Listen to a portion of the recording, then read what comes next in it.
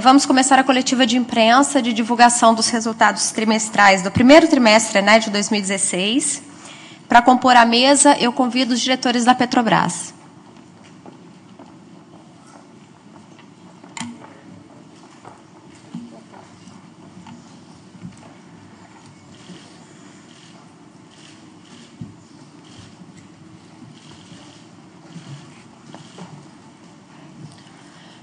Eu vou passar a palavra ao diretor financeiro de relacionamento com investidores, Ivan Monteiro, por favor.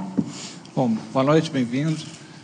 A divulgação dos resultados da Petrobras do primeiro trimestre do ano 2016. Eu queria, primeiro, comunicar a vocês que a Petrobras acabou de arquivar 2 fatos relevantes.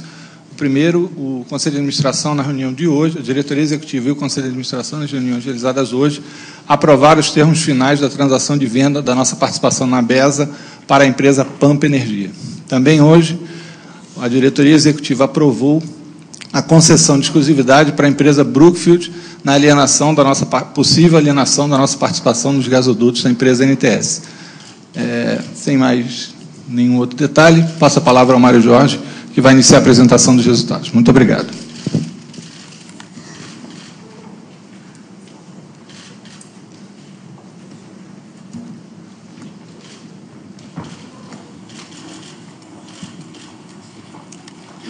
Boa noite.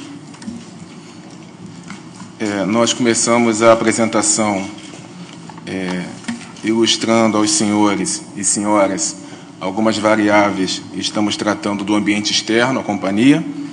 Aqui é o gráfico da taxa de câmbio, onde podemos observar no primeiro TRI de 2016, R$ 3,90 por dólar, um crescimento de 36% em relação ao ano anterior. Taxa de câmbio mais elevada impacta custos operacionais da companhia. No entanto, eu chamo a atenção para o dado que está mais abaixo, que é o câmbio de fechamento. E no primeiro trimestre de 2016, vocês podem ver 3,56, uma queda de 9% em relação ao final do ano, que foi 3,90. Essa taxa de câmbio de fechamento mais baixa é fundamental para indicadores de endividamento da companhia, como veremos mais à frente. Em contraponto à elevação da taxa de câmbio, eu mostro aqui o comportamento do Brent, e aí, nesse caso, uma queda de 37%, quando a gente compara com o ano passado, caindo de $54 por barril para $34 por barril. Essa queda no preço do petróleo mais do que compensa a elevação da taxa de câmbio. Então, o que nós tivemos, de fato, foi uma queda dos custos operacionais da companhia, devido à queda do Brent, e, por outro lado, nossos preços de venda cresceram em média 5%. Então, essas variáveis nos dão uma sinalização de melhor resultado operacional para a companhia. Dessa forma, os principais destaques nesse primeiro TRI um resultado negativo em 1,2 bilhão de reais, e ele foi determinado por maiores despesas de juros e variações monetárias e cambiais. Esse item alcançou 9,6 bilhões de reais nesse primeiro trimestre.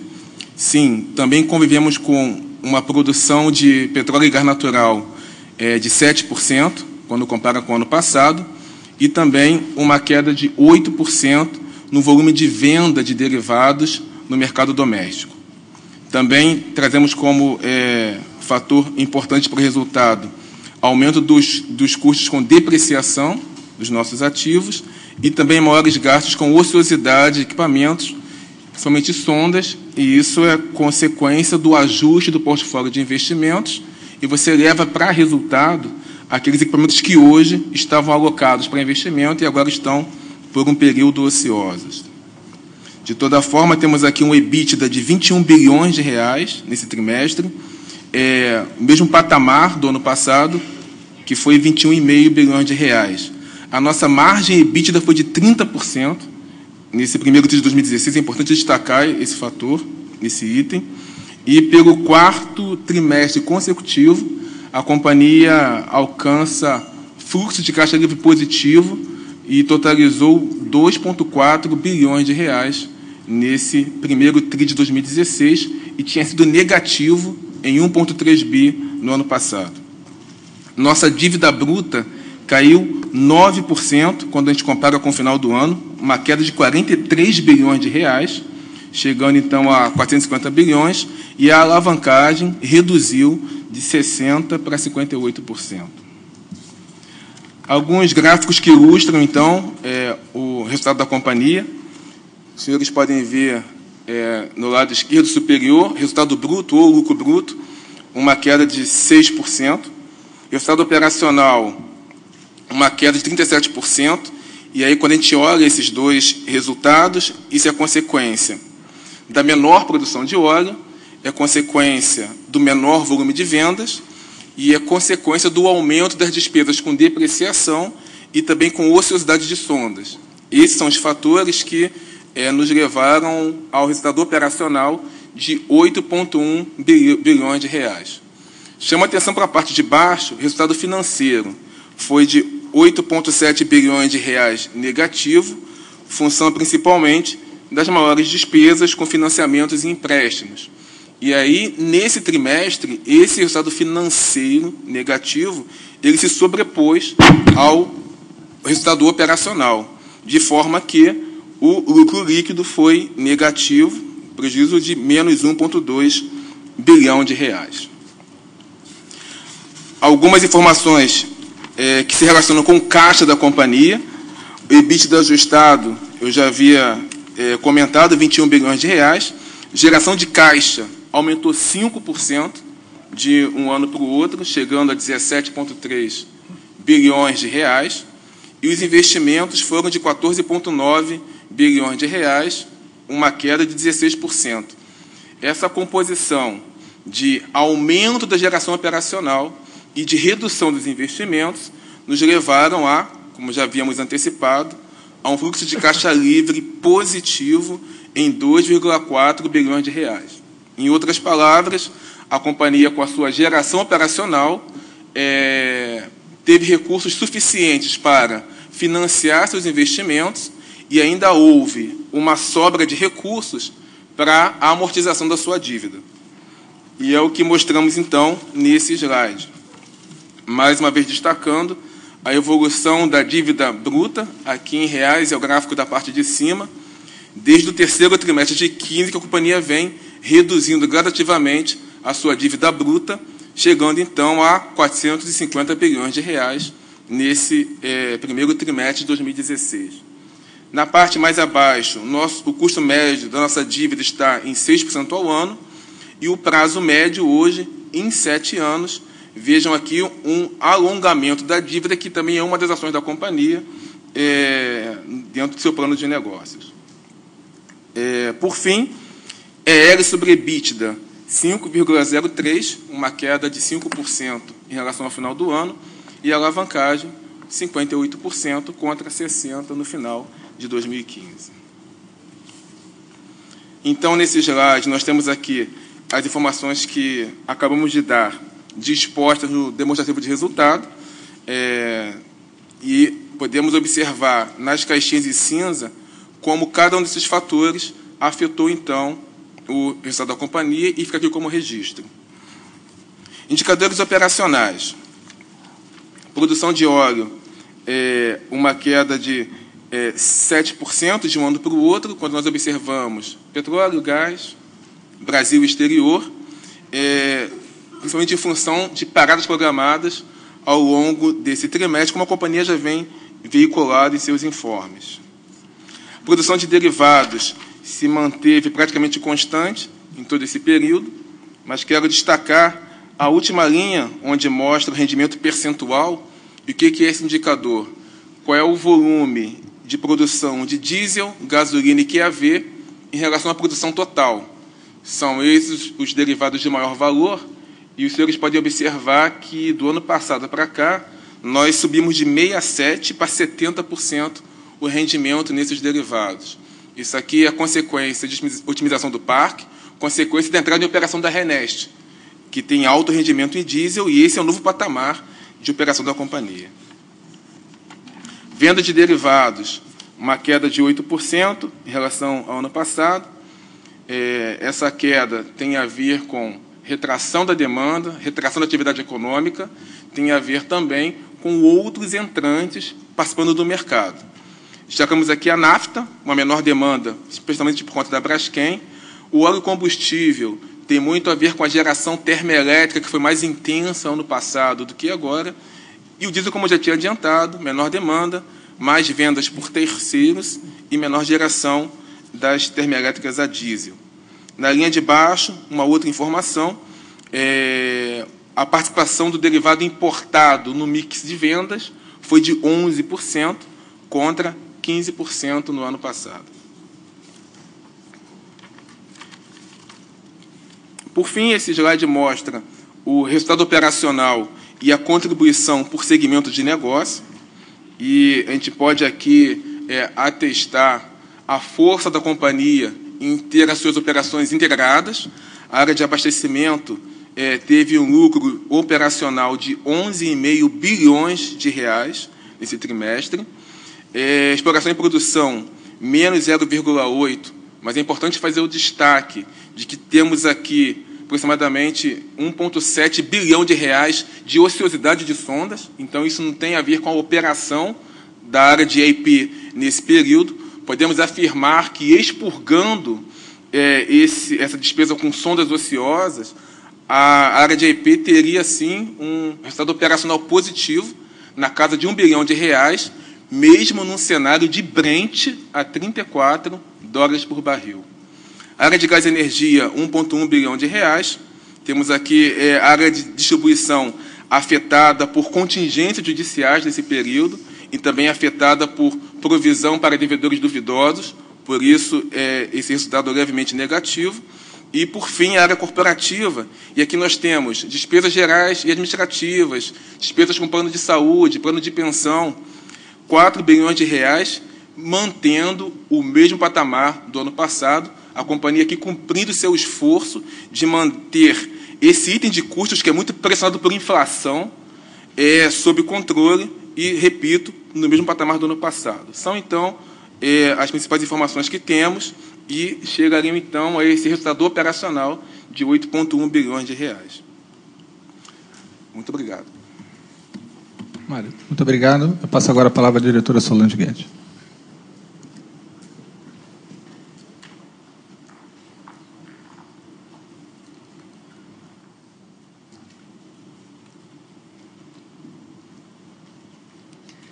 Boa noite. Boa noite.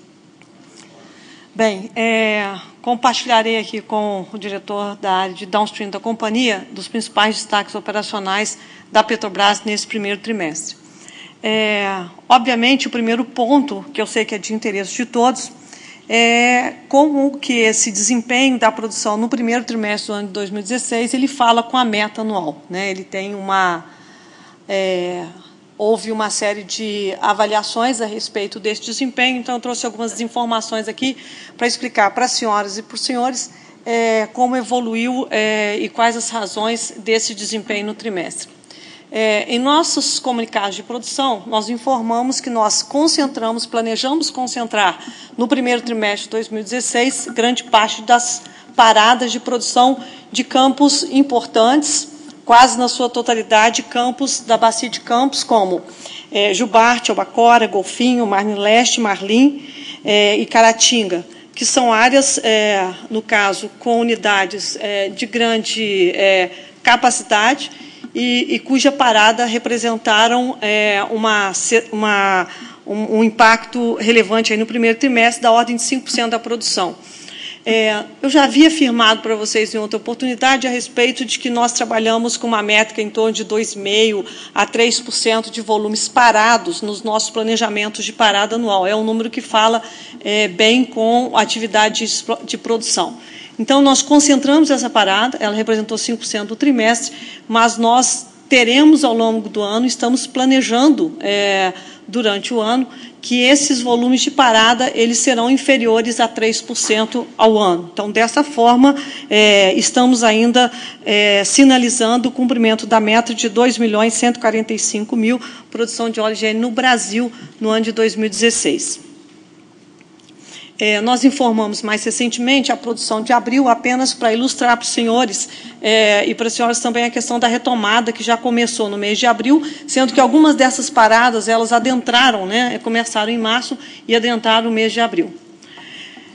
Outro fato interessante que eu trago para compartilhar com vocês é aonde se concentrou essa evolução da produção no trimestre e também o que aconteceu com essa produção em abril. Me refiro particularmente a como foi a evolução da produção na Bacia de Campos, Esse retorno, uma vez que ele estava essencialmente ligado, à produção, à parada das programadas na Bacia de Campos, então o grande retorno à produção ela aconteceu exatamente ali na Bacia de Campos, onde nós crescemos de março para abril 12% nestes volumes, enquanto decrescemos nas outras bacias, até porque houve uma parada no campo de Lula, na Bacia de Santos, em 2 unidades, que é o Angra dos Reis e Cidade de Paraty, que pararam neste período. Então, essa informação ela tem por objetivo esclarecer de que forma nós estamos... principalmente a Bacia de Campos, que é algo que repercute bastante em termos de produção, como ela tem se comportado aí ao longo dos meses de 2016. E por que outro fato que nos leva a informar que o nosso target ainda continua sendo de 2.145.000 barris no ano, é o fato de que nós temos todos os sistemas do pré-sal da Bacia de Santos topados, exceto 2, o Cidade de Itaguaí, que entrou em produção em julho do ano passado, e no campo de Lula, onde foi instalado agora recentemente, ainda no primeiro trimestre de 2016, o FPSO Cidade de Maricá, obviamente unidades de 150.000 barris que encontram-se ainda em ramp-up, em crescimento de produção. Os poços, nem todos os poços ainda foram interligados. E confirmamos, para o terceiro trimestre de 2016, bem no início do trimestre, a entrada na sequência de duas unidades adicionais na Bacia de Santos, uma no campo de Lula, o Cidade de Saquarema, e no campo de Lapa, Cidade de Caraguatatuba, que também é uma unidade menor, que entrará em produção também no terceiro trimestre. No IP como um todo, e não é mais só agora na Bacia de Santos, nós interligaremos nesse ano 65 poços, sendo que desses 65 poços, 37 poços são produtores, já tivemos 10 interligados. E, por fim, algo bastante significativo, o fato de que nós estamos num processo contínuo de redução de custos de extração na nossa atividade produtiva no IP, no Brasil e no exterior, e alcançamos agora, no primeiro trimestre de 2016, $10,13 por boy, como média do trimestre. E um exercício rápido mostra que, mesmo que nós tivemos aí uma queda de 7% na produção, se ela tivesse sido 6%, nós já estaríamos produzindo abaixo de $10 por barril. Então, nesse período mostrado aí, nós tivemos uma redução média de 6% de custo do trimestre, se referenciados até o terceiro trimestre de 2014. E, mais uma vez, nós chamamos a atenção, até porque é prioridade do nosso portfólio por seu desempenho econômico, a redução adicional que houve no nosso principal portfólio, que é o pré-sal. O pré-sal, aí eu me refiro à camada pré-sal, que operou no primeiro trimestre de 2016 abaixo de $8 por barril. Então, na sequência aqui da nossa discussão sobre aspectos operacionais, passo a palavra para o diretor Jorge para falar sobre a parte de refino. Obrigado, Solange. Boa noite, senhoras e senhores. O que a gente traz aqui para compartilhar com vocês é os resultados que a gente vem tendo na melhor gestão do portfólio dos nossos produtos à luz dos investimentos que a gente fez ao longo desse tempo. se a gente olhar os nossos resultados, os resultados da Petrobras têm sido relevantes, não só pelo lado do custo, mas também pelo lado da rentabilidade, na medida que a gente fez um conjunto de investimentos que melhoraram significativamente o resultado da venda dos nossos produtos. O Mário Jorge pôde colocar aqui para vocês o resultado que a gente teve ao longo do tempo no incremento de produção de diesel, QAV mais gasolina, né? Então, para vocês terem uma ideia, esses produtos, né, como a gente fala na indústria de petróleo, são produtos que valem petróleo mais 10 a 12 dólares por barril. Então, na medida que você começa a ter no seu elenco de produtos uma melhor qualidade de produção, o que você está trazendo é colocando melhor rentabilidade para os seus ativos, para os seus negócios. Então, a companhia fez expressivos investimentos nos HDTs, na unidade de coque, o que propiciou que a gente aumentasse de 2013 até o primeiro semestre de 2016, um aumento de 200% na produção de diesel 10, que é um diesel de melhor qualidade, um diesel 10 ppm, tá? Oferecendo uma qualidade de diesel melhor para o mercado. Isso significou que o diesel 10, tá, passou a significar de 9% para 28% do diesel total produzido no nosso pool de diesel. Então, muito embora a carga das unidades tenha reduzido função do menor nível de mercado, a produção de produtos de melhor rentabilidade estão sendo realizadas de forma significativa. Como é que eu passo o próximo slide? Gostaria também de compartilhar com vocês, tá, um ativo que a gente sempre discutiu aqui, tá, ao longo do último ano. Tá? A refinaria Abreu e Lima, ela vem conseguindo expressivos resultados. Tá? Hoje, a refinaria, no primeiro trimestre, ela operou com carga média de 80 mil barris por dia. Tá? No dia 16 de março, a gente recebeu uma autorização para subir essa carga para 100 mil barris por dia e ela vem performando nesse nível.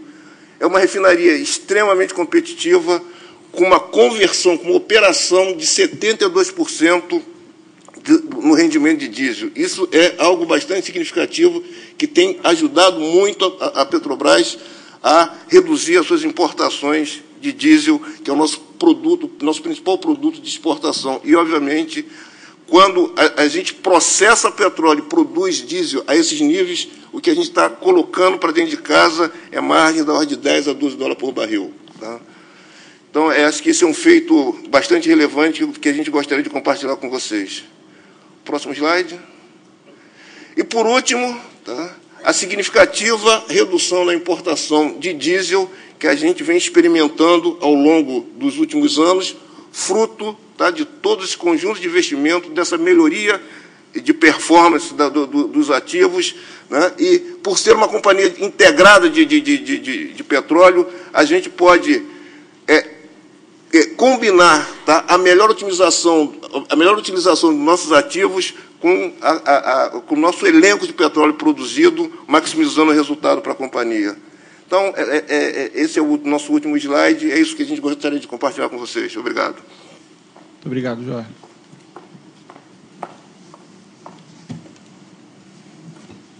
Obrigada, diretores. Obrigada, Mário Jorge. Vamos dar início, então, à parte de perguntas e respostas.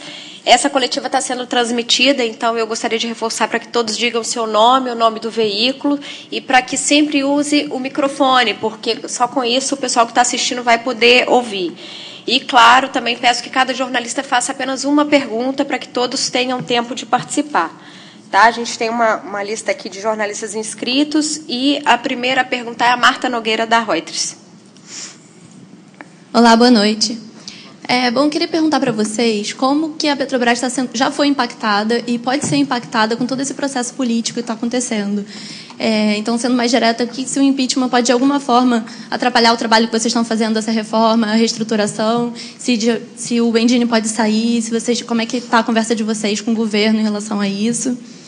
E falando um pouco também sobre o cenário da empresa, quando que vocês estão prevendo divulgar o plano de negócios, né, e o plano estratégico também que estava previsto? Bom, obrigado, Marta. Nós temos uma disciplina muito grande em relação ao planejamento estratégico da companhia. Ele é discutido e encaminhado pela diretoria executiva ao Conselho de Administração, e é isso que nós temos feito. Nós temos procurado transmitir a vocês toda a nossa expectativa, todo o nosso plano de trabalho, que a gente que iniciamos em fevereiro do ano passado e que executamos. Acho que os números já estão mostrando claramente uma percepção que é uma cobrança muito grande do presidente Bendini com relação à previsibilidade do resultado da companhia. Eu queria chamar a atenção de que, no ano passado, pela primeira vez, a companhia declarou uma meta de produção e cumpriu com essa meta de produção. Nós declaramos uma meta de produção para esse ano e vamos cumpri-la, eu tenho certeza disso. E todos os dados operacionais mostram uma melhora e uma captura esse ano de tudo aquilo que foi planejado ao longo de 2015. Então, toda a diretoria está completamente focada em entregar os resultados que se comprometeu com o mercado, gerar valor para os seus acionistas e cumprir com as suas obrigações.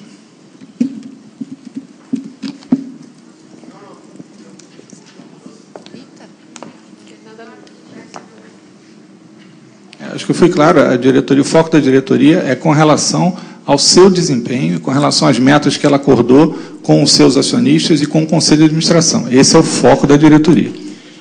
Eu queria só fazer um comentário, por favor, Marta, porque a gente tem a pauta que é resultado. Então, eu queria só pedir para a gente manter nesse assunto, por favor. Carolina, você vai me desculpar, mas é impossível, não tem outro assunto. Quem está falando? Desculpa, onde está? Oi, Fernanda. É impossível. Você é a próxima inscrita, inclusive. Isso, O que eu gostaria de perguntar, muito prático, vocês aceitam, toda a diretoria aceita estar à frente da Petrobras num governo interino do Michel Temer? A segunda questão é a previsão de captação num primeiro momento e, de alguma forma, a questão política faz com que vocês antecipem essa captação, aproveitando um certo otimismo no mercado financeiro? Bom, com relação à sua primeira pergunta, eu peço a gentileza que enderece ao Conselho de Administração. Os executivos da companhia, a diretoria executiva, ela é apontada pelos membros do Conselho de Administração e somente a eles cabe, se for o caso, perguntar sobre qual é a avaliação que eles têm em relação a esse assunto. A diretoria executiva chama a atenção, está completamente focada no desempenho operacional, no melhor desempenho operacional da companhia. Com relação à sua segunda pergunta sobre captação, a gente acompanha permanentemente o mercado.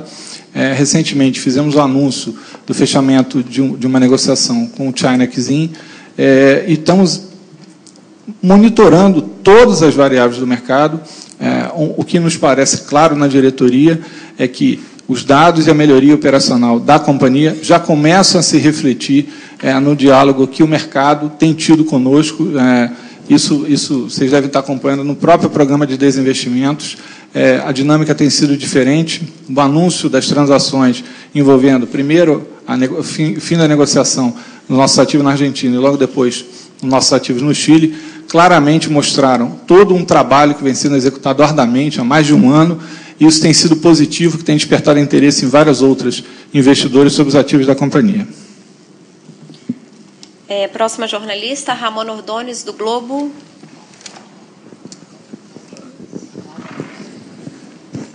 Boa noite.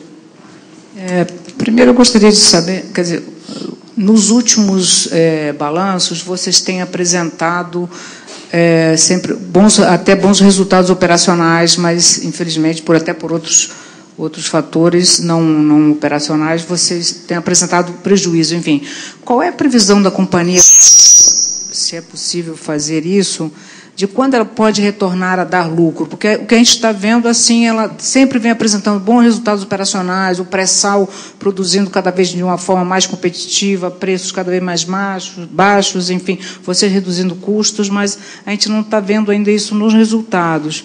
E minha outra pergunta era, infelizmente também eu queria saber, não a opinião de vocês, enfim, o que vai acontecer com a Petrobras, mas se hoje, efetivamente hoje, a direção da Petrobras foi contactada por alguém da equipe do novo presidente, Michel Temer, ou ainda não? Enfim, se vocês continuam cuidando só da companhia. Obrigado.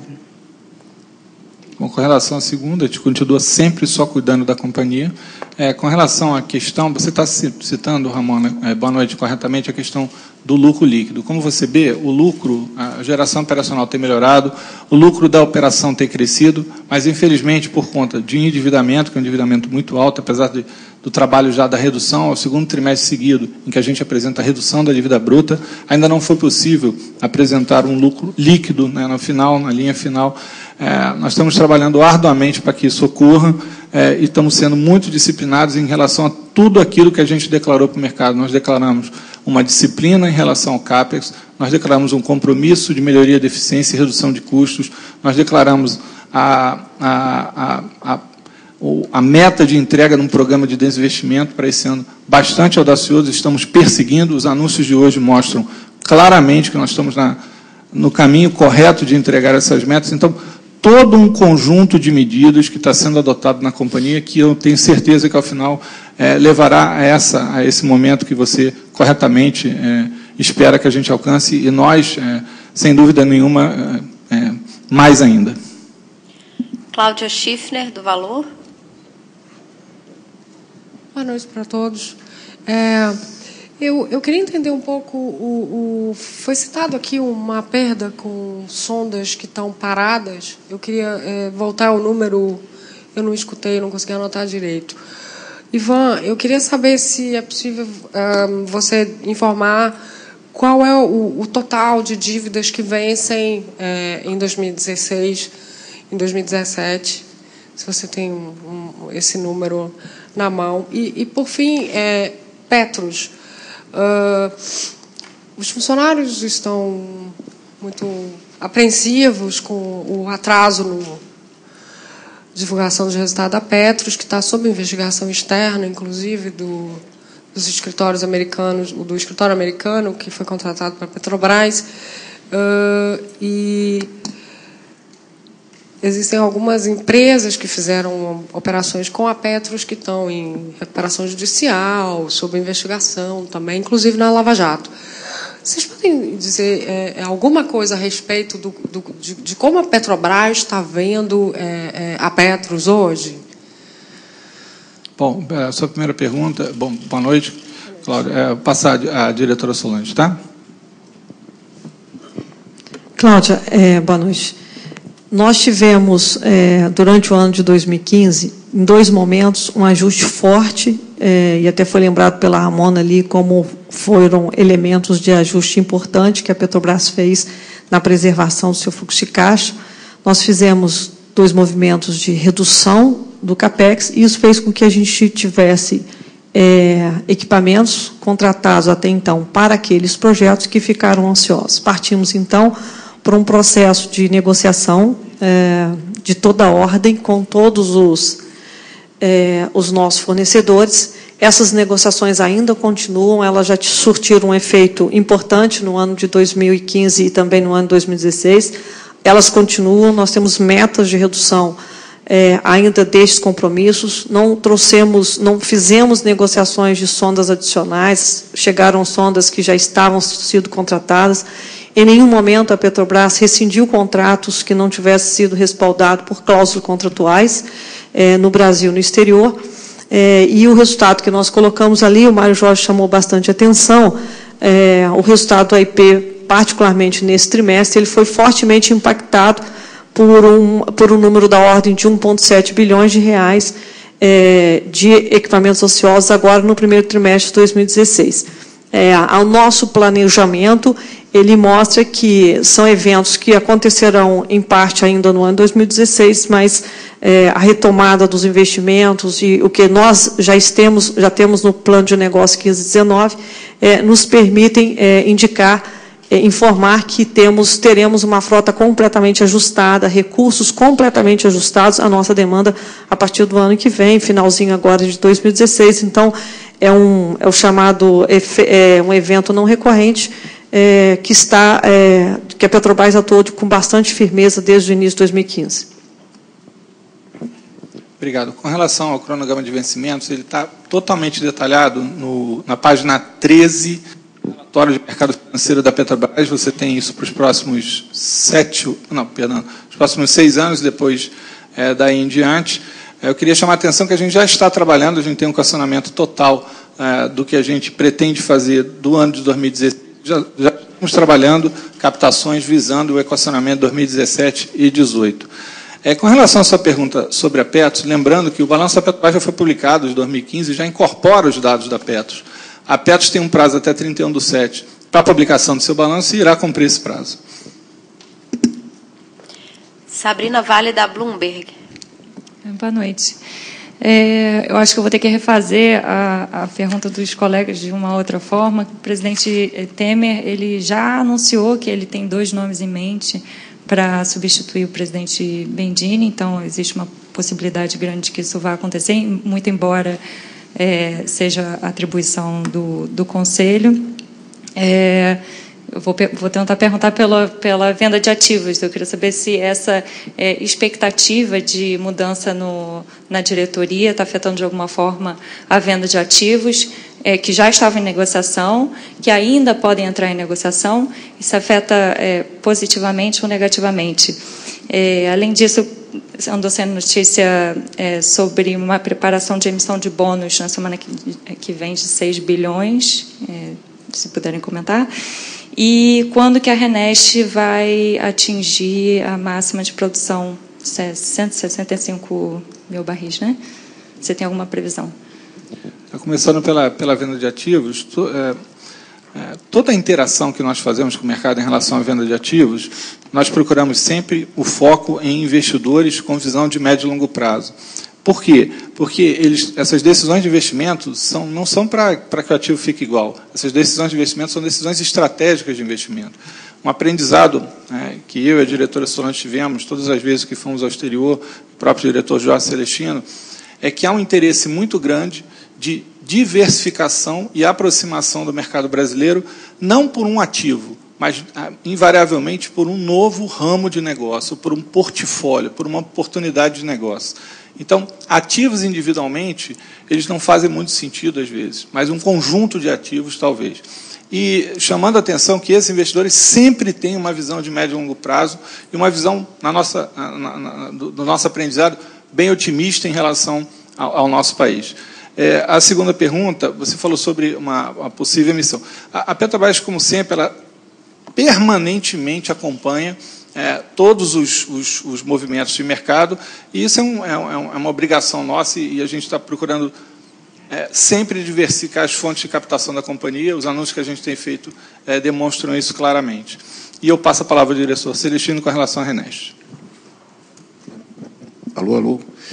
Com relação à RNEST, hoje ela opera com 100 mil barris dia, né, com a limitação da entrada da SNOX em operação, que nós estamos, nesse momento, fazendo planejamento. Essa contratação está sendo conduzida pela área do diretor Moro. Né? O cronograma é outubro de 17, né? Esse é o nosso planejamento. E o segundo trem, né, que adicionaria mais 115 mil barris dia. Né? Então, a gente, 100 mil hoje, com a entrada do SNOX, iríamos para 115 mil barris. Com a entrada do segundo trem, iríamos para 230 mil barris dia. Tá? Isso está sendo planejado para o primeiro prazo, outubro de 18.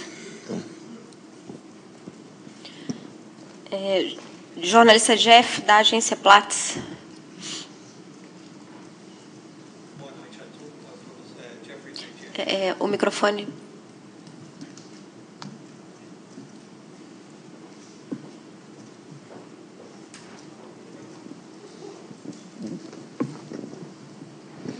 Boa noite, Jeffrey Fichte Platts.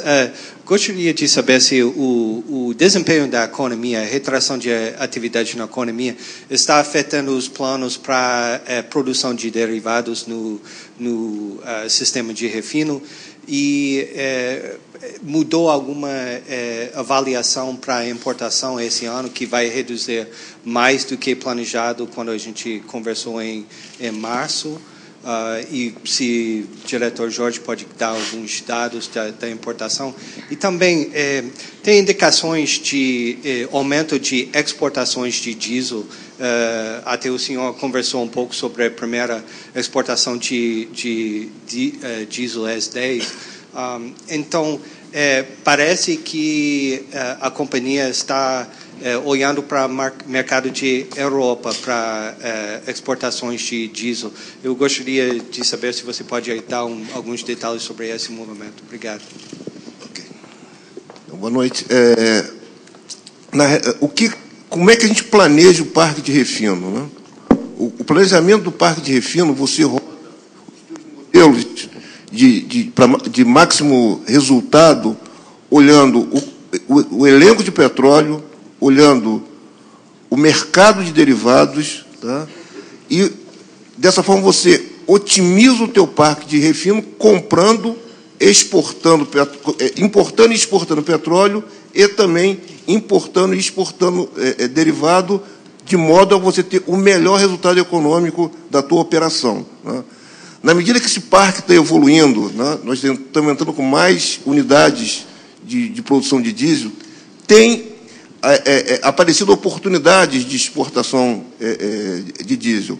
Além do que, como as arbitragens para o mercado nacional ela tem se mostrado positivas, alguns atores têm também buscado importar o seu produto para maximizar o resultado deles. Então, dessa otimização tem aparecido oportunidades da gente exportar algum produto. Né? Essa semana, nós estamos partindo um novo HDT em Cubatão. Né? A previsão até de no final do mês, a gente está com mais 300 mil metros cúbicos por mês de diesel no mercado nacional, isso significa mais 60 mil barris dia. Então, esse parque ganha uma nova configuração e, certamente, outras oportunidades de melhorar o resultado da nossa companhia vão estar aparecendo. Rodrigo Viga, da Jovem Pan. Boa noite, gente. Rodrigo Viga, trabalho para a Rádio Jovem Pan de São Paulo, para a agência Reuters também. Vamos lá. Doutor Bendini. Doutor Bendini, desculpa, doutor Ivan. É que eu estou carente do doutor Bendini aqui. Primeiro eu queria saber por que ele não veio. Essa é a questão, se o senhor pudesse falar para mim, doutor Ivan. O senhor é egresso do Banco do Brasil? Não, normalmente nas trimestrais o senhor não. Mas acho que algumas ele veio, né? Enfim. O senhor é egresso do Banco do Brasil, sempre foi um profissional extremamente respeitado desde a época do Banco do Brasil, não à toa que está aí na diretoria de relações com investidores da Petrobras, mas o senhor sabe como é que funciona a lógica de Brasília. Enfim, a pergunta que eu faço para o senhor é a seguinte, tendo em vista que já tem dois nomes na prateleira, ou sendo cogitados, para assumir a Petrobras, até que ponto esse compromisso, esse esforço concentrado que o senhor falou que vem sendo feito pela diretoria, pode, de certa forma, comprometer justamente essas metas, esses compromissos que foram firmados, tanto com o Conselho quanto também com relação ao mercado. E, doutora Solange, por favor, a senhora tem os custos de extração menores agora no primeiro trimestre de BOI, né, de petróleo e gás. Primeiro, a senhora teria também em reais aqueles valores, e isso é fruto o quê? De negociações? Como é que se chegou a essa redução do custo de extração de barril de petróleo aí no primeiro trimestre desse ano? Obrigado. Obrigado, Rodrigo. Com relação à primeira pergunta, novamente reiterando a todos aqui que a diretoria executiva é apontada pelo Conselho de Administração e cabe somente aquele colegiado, se assim desejar, se manifestar sobre esse tema. Eu passo a palavra à diretora Solange.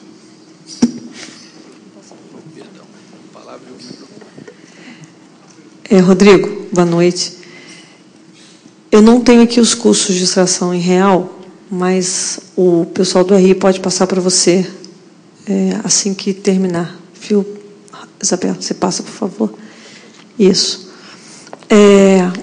Eu vi acho que nos resultados anteriores eu chamei a atenção para o aspecto dos nossos processos de renegociação. Então, eles começam a fazer parcialmente efeitos aqui. Houve uma parte em que impactou, o câmbio impactou positivamente também. Desculpa. Mas parte desse resultado foram reduções de custos efetivos, isso está bem claro no resultado, por renegociação de contratos, por otimização da nossa produção, notadamente na Bacia de Campos, como um todo, onde houve resultados expressivos na redução de custos com intervenção de postos que foram reduzidos. Então, teria sido maior, inclusive, se a gente tivesse tido uma produção, né, porque são custos mobilizados que são rateados pela produção. A produção caiu no primeiro trimestre, né, foi isso que eu mencionei ali. Nós teríamos já alcançado um custo de tração em dólar abaixo de $10 por barril, se a nossa queda tivesse sido, por exemplo, por volta de 6%. Nesse sentido, eu acho que nós teremos números bastante interessantes aqui no segundo trimestre de 2016. Nós já estamos, o número de paradas programadas no segundo trimestre será bem inferior ao do primeiro trimestre. Nós teremos mais postos interligados, não teremos ainda nenhuma unidade nova, que só vai entrar no terceiro trimestre, mas tudo isso ele ajuda para ainda, e teremos os ramp-ups, o avanço do ramp-up das 2 unidades do pré-sal que estão acontecendo nesse semestre, e eles então terão seus efeitos potencializados no segundo trimestre de 2016. Sim, porque a gente tem contínuo ramp-up, né? À medida que a produção vai crescendo em cima de uma unidade que ela tem seus custos fixos, o custo unitário vai caindo, né? E também uma unidade muito importante para a P58 na Bacia do Espírito Santo, é uma unidade que nos últimos dias tem performado muito bem, e toda vez que ela esteve em manutenção em janeiro, quando ela volta em produção e ela volta completamente topada, isso faz com que puxe bastante os nossos custos unitários para baixo. Gustavo Galdardi, da Brasil Energia. Boa noite. Eu queria confirmar algumas informações com a diretora Solange sobre essa questão de ociosidade. A senhora comentou que o custo foi de 1,7 bilhão no primeiro trimestre. Eu queria entender se isso é só sonda, e tem um dado aqui no relatório que teria sido 1,1 nos custos operacionais. Eu queria ver se a gente conseguia tirar a dúvida dessa diferença, se os valores são esses mesmos. E eu também queria entender se esse custo com ociosidade de sonda ele vai se repetir até o fim do ano, em todos os trimestres até o fim do ano. Qual é o tamanho da frota hoje da Petrobras e se a gente poderia, de repente, adiantar para quantas sondas offshore a Petrobras deve reduzir essa frota esse ano? E, se fosse possível, uma atualização também sobre o projeto Topázio de venda de ativos onshore, se a gente tiver alguma novidade, recebimento de proposta. Eu lembro que no início tinha uma fase preliminar de consulta de interesse ao mercado, então, se a gente puder ter uma novidade sobre isso. Vamos por parte, Gustavo. Nós temos como equipamentos citados, eles são majoritariamente sondas, sim, tá? Não são só, mas são majoritariamente sondas. Tem outros equipamentos, eventualmente também plataformas paradas em processo de descomissionamentos, PLSVs, mas o pareto dessa história são as sondas, até por causa dos custos, né, que são bastante elevados.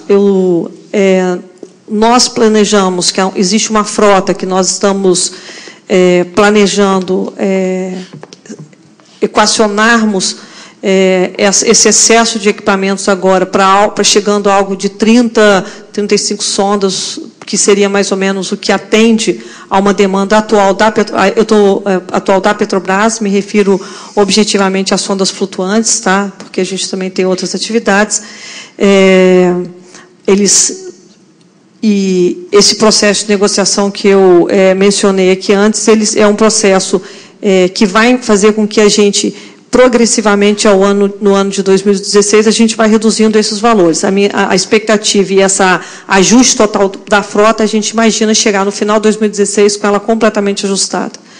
Em relação ao projeto Topázio, que você perguntou, não temos novidades, mas temos registrado, como nós estávamos planejando, manifestações de interesse pelo tipo de ativo, pelas companhias. Eu diria que, grosso modo, metade das empresas que tiveram acesso àquele teaser, eles demonstram interesses, mas não há novidades que a Petrobras venha a informar. oportunamente, se houver algo aprovado e que algo firme em relação ao projeto será comunicado ao mercado. Nicola Pamplona, da Folha de São Paulo. Opa, boa noite. Tenho duas perguntas para o diretor Ivan. Com relação a Brookfield e a NTS, das negociações, ontem saiu na Reuters um valor de 5,2 bilhões de dólares, e eu me lembro que em comunicado anterior da Pampa, com relação à PESA, vocês divulgaram o valor também. Nesse caso, a gente pode saber o valor. E a segunda, com relação à SET.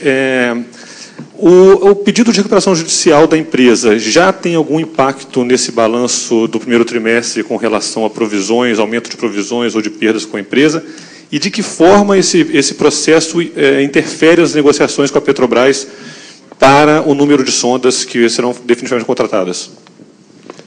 Boa noite, Nicola. Não, a informação que nós divulgamos hoje é que nós nos engajamos, a diretoria executiva aprovou na reunião de hoje, o engajamento com exclusividade junto com a Brookfield na negociação desse ativo, nós não informamos o valor. Com relação à SET, o processo é um processo, os valores que a gente... de reconhecimento para o resultado da Petrobras já foram feitos anteriormente, foram feitos no balanço de 31 de 12 de 2015, não tem nada adicional a ser feito.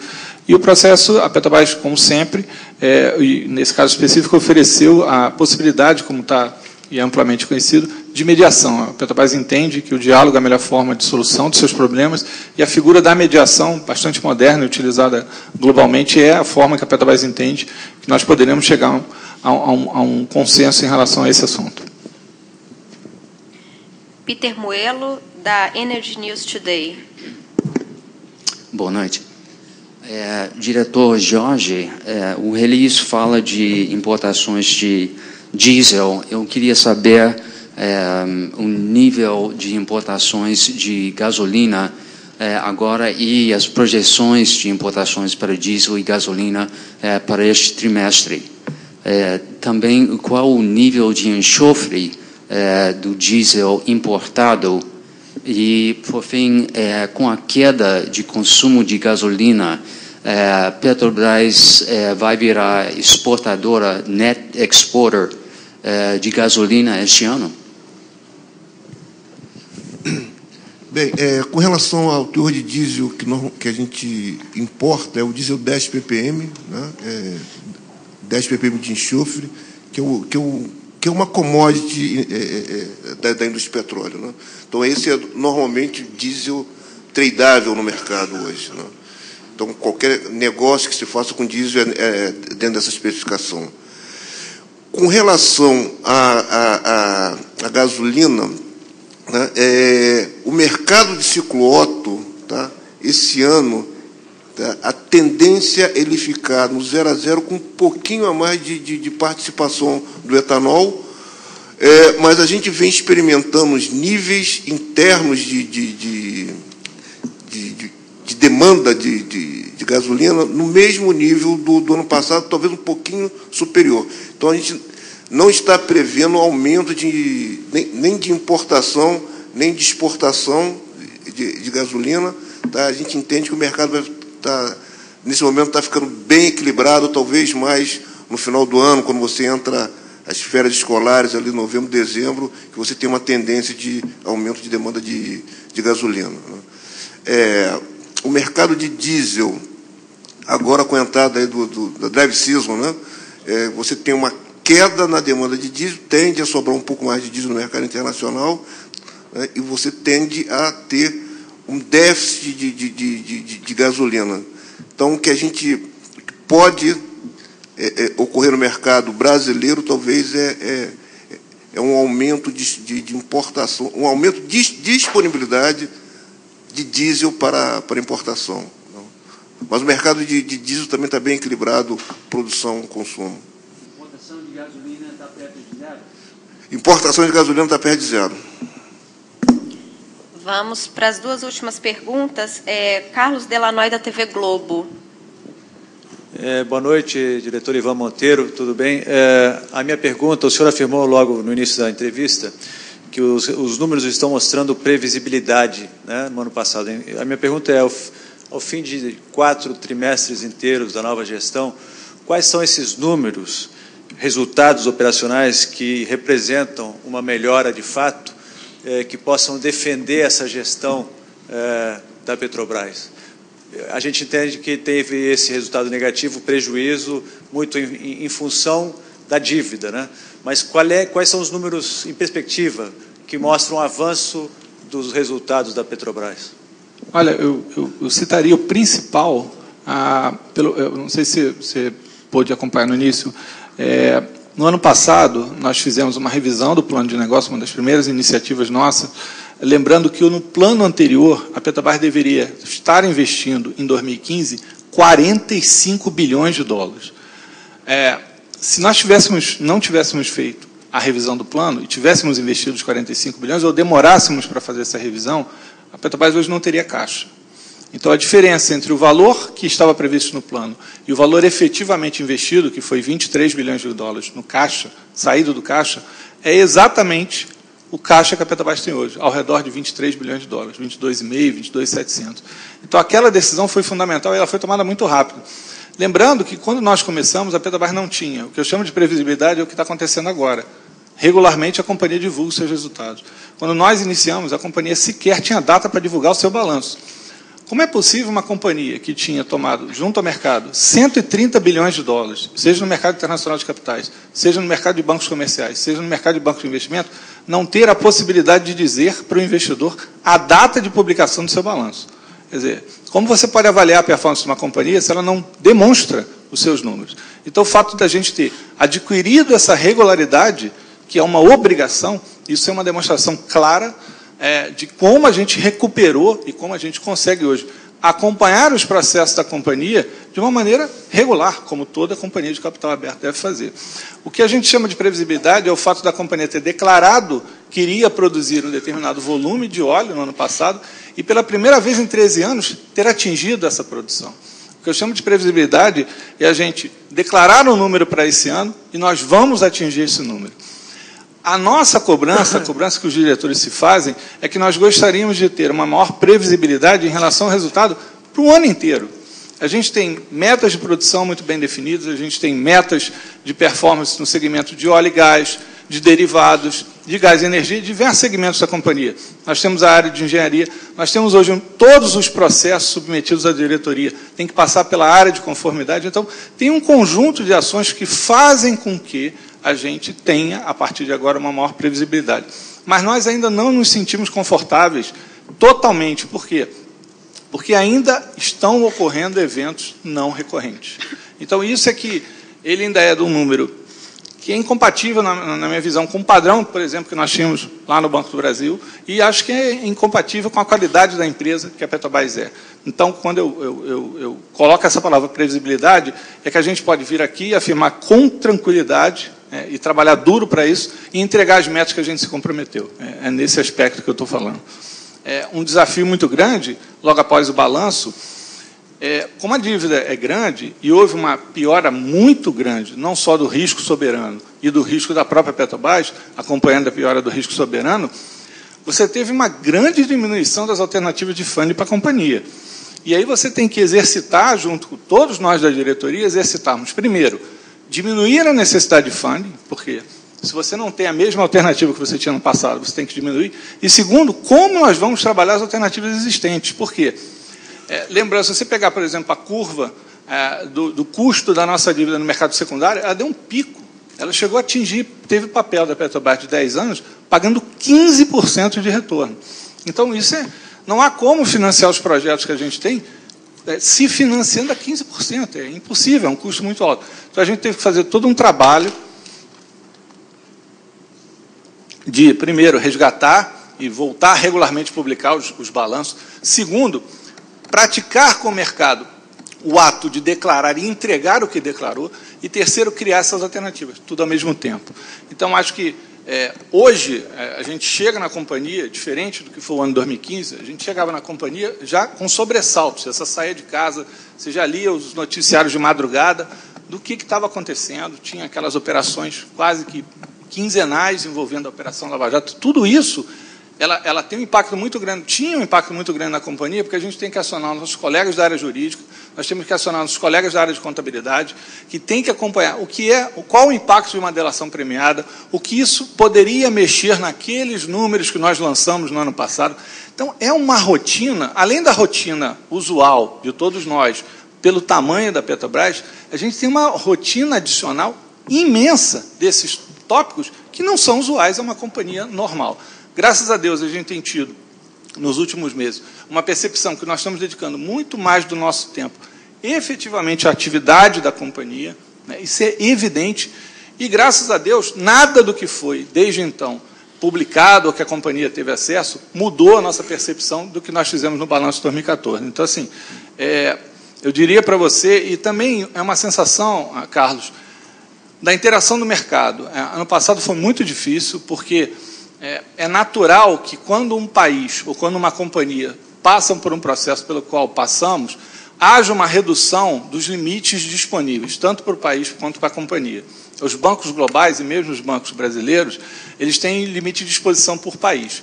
E, invariavelmente, o maior limite, dentro desse limite de exposição ao país, era o limite da Petrobras. Como ambos perderam grau de investimento, tanto o Soberano quanto a Petrobras, não há outra forma de reação por parte do banco, do comitê de crédito do banco, de que a redução dessa exposição.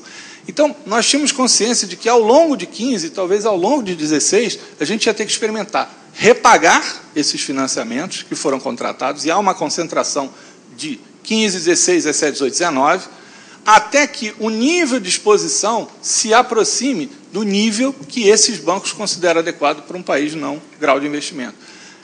E, ao mesmo tempo, construir alternativas. Você periodicamente nos vê no exterior conversando, discutindo, buscando essas alternativas. As fontes que são mais estáveis, que não são tão afetadas por esse curto prazo, são, por exemplo, as agências de crédito à exportação. Nós temos um diálogo com todas elas pelo mundo. Também os bancos de desenvolvimento têm uma estabilidade na concessão muito grande. Agora, o que nos tem deixado muito satisfeitos é que, normalmente, agora, naturalmente, nós temos sido contactados pelo mercado. O mercado oferecendo à Petrobras alternativas para que a gente consiga desconcentrar esse volume de vencimentos, que ainda é muito grande. Eu brinco aqui com meus colegas que a Petrobras é uma empresa com um nível de colesterol muito alto. O que é o colesterol? O colesterol é a alavancagem. Se você vai ao médico e ele pede o exame e você mostra colesterol muito alto, ele diz assim, olha, eu posso até lhe dar um remédio, mas eu recomendo que você tenha uma vida mais saudável. Dioturnamente, essa equipe, todos os empregados da Petrobras, trabalham para que a Petrobras tenha uma vida mais saudável e o nível de colesterol comece a reduzir. Última pergunta, Garrett Upstream. Boa noite. A minha pergunta para a Solange, a diretora Solange. Petrobras recentemente recebeu propostas para os fornecedores de plataforma para Libra e Sepia. Eu acho que Sepia tem uma natureza um pouco mais pública. Eu queria saber se as propostas apresentadas fazem que o projeto seja viável economicamente, se podem falar. E também o projeto de Búzios, sucessão onerosa, que sofreu atrasos nas 4 plataformas. Eu queria saber se Petrobras contempla encomendar uma plataforma afreitada nesse projeto. E terceira pergunta, de novo relacionado, Petrobras tem compromisso de colocar duas plataformas novas em Marlim, no campo do Marlim. Eu queria saber quando e como que seria feito isso, se seria por plataformas afreitadas ou se talvez Project Finance voltou a ser interessante e outros mecanismos voltaram a ser interessantes. Boa noite, Garrett. As informações a respeito de Libra serão oportunamente informadas pelo consórcio. Em relação a abusos, posso... desculpa. Você falou Libra? Não, eu que entendi errado? Não, porque é mais público. Não. A resposta é a mesma para os dois. Quando as comissões de negociações estiverem finalizados e os empreendedores, vou colocar dessa forma, dos empreendimentos publicarem esses resultados, com certeza com certeza vocês tomarão conhecimento. Mas vamos lá. Em relação a abusos, ver se minha resposta vai ser nesse sentido que você perguntou. Nós temos uma equipe grande, dedicada a reverter atraso das plataformas de Lula, de Buzek, liderada pelo diretor Moro. Nós não estamos prevendo alternativas a isso, até porque, na minha avaliação, o diretor Moro pode complementar. É um trabalho bastante robusto, feito pela equipe de desenvolvimento da produção e tecnologia. E, por fim, o nosso caso base para o redesenvolvimento do Campo de Marlim são unidades afetadas. Esse é o caso base, mas é um projeto ainda que está na sua fase inicial. Ainda existem muitos estudos de toda a ordem sendo conduzidos, uma decisão que eventualmente vai ser tomada em 2018, 2019. Então, é o caso base, mas, obviamente, a evolução da companhia, a evolução do própria maturidade do projeto que vai definir a forma como essa unidade será feita. Bom, então, agradecemos a todos pela presença. Uma boa noite.